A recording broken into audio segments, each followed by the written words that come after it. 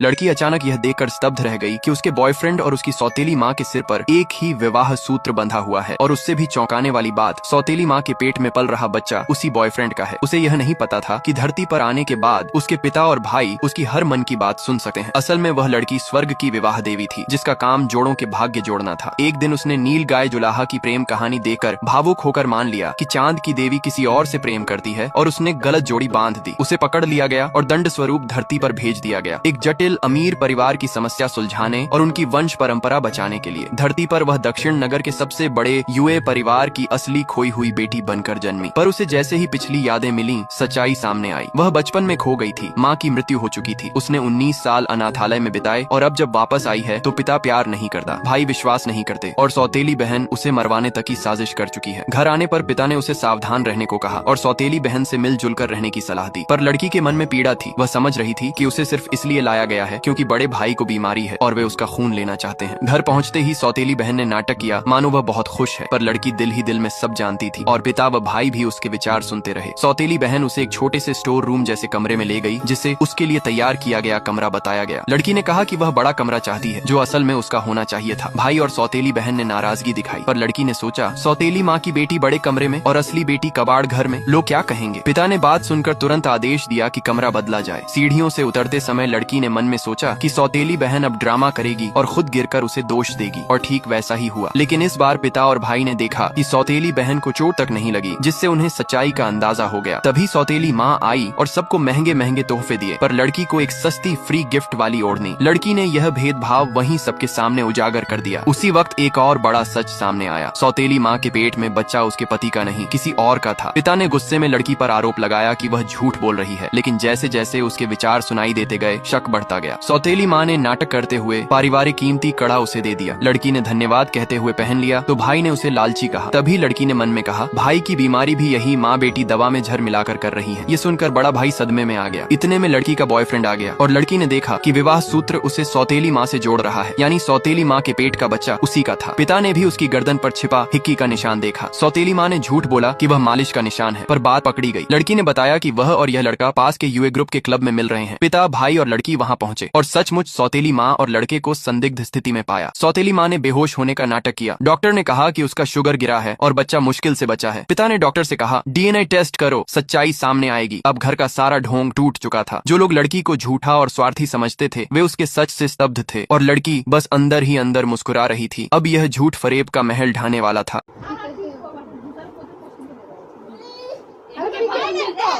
एक बोतल अभी गंदा कर, एक बोतल रात में गंदा कर।